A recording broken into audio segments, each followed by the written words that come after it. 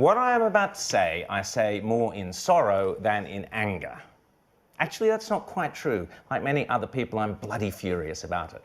You will recall that I was virtually alone in the mainstream media predicting the Morrison government would win the election in May when everybody else had written them off. I threw my support behind Morrison last year when it appeared that he was genuinely distancing himself from the disastrous Labour-light approach of Malcolm Turnbull. Recently, I have praised Morrison's anti-globalism speech about the UN, which was terrific, his sensible comments about not scaring the kids a la Greta Thunberg, and his speech at the mining conference the other day, particularly the emphasis on secondary boycotts, which, by the way, should apply to those activists who target the commercial interests of advertisers on shows like this. But what on earth is going on with Morrison's advisors and bureaucrats? This week, not once, not twice, but 3 times, the Scott Morrison government chose to deliberately capitulate entirely to the insidious left-wingers of the Canberra swamp. At the top of the show, we mentioned the sheer lunacy of the Attorney-General's latest foreign influence laws designed to target presumably Chinese or even Islamist subversion into our nation. The Leftie Public Service have only used the law once to laughably target those Conservatives, Rita and I included, presumably, who attended a Conservative conference last year. The one Christina got her Keneally's in a twist about, which included guests like Nigel Farage and Mark Meadows, who came on the show. Yes, Christian Porter, if you wanted transparency, all you had to do was watch Outsiders, but I doubt those Keystone Cops bureaucrats of yours even know what channel we are on.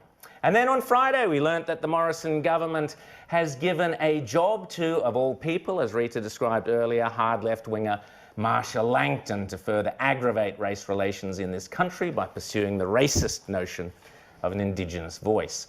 And 2 days before that, to my horror, the Morrison government announced it is pumping an extra $1 billion of your hard-earned tax money into yet more subsidised renewable energy claptrap, including the idiotic Turnbull pushing water uphill scheme via the bloated bureaucracy known as the Clean Energy Finance Corporation.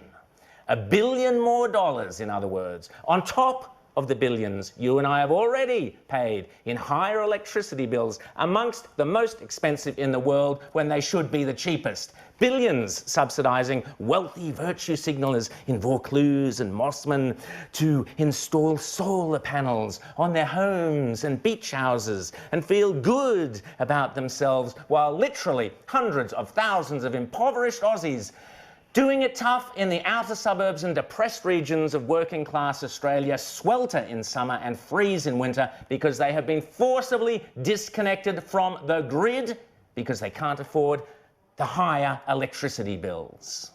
Billions financing insane emissions reduction targets that have led to the wanton destruction of our baseload power stations and subsequent blackouts. And we also learned yesterday that the future of Australia's aluminium smelters, including the giant Tomago plant in New South Wales, are now in doubt, along with all those jobs, because of the climate cult-induced energy prices. Yet, despite all of that, we are now giving away another $1 billion to the carpetbaggers, snake oil salesmen, and Liberal Party lobbyists of the renewables industry to finance their useless investments. Investments that have already made them rich at the same time as giving us, the taxpayer, unreliable and ever more expensive electricity bills.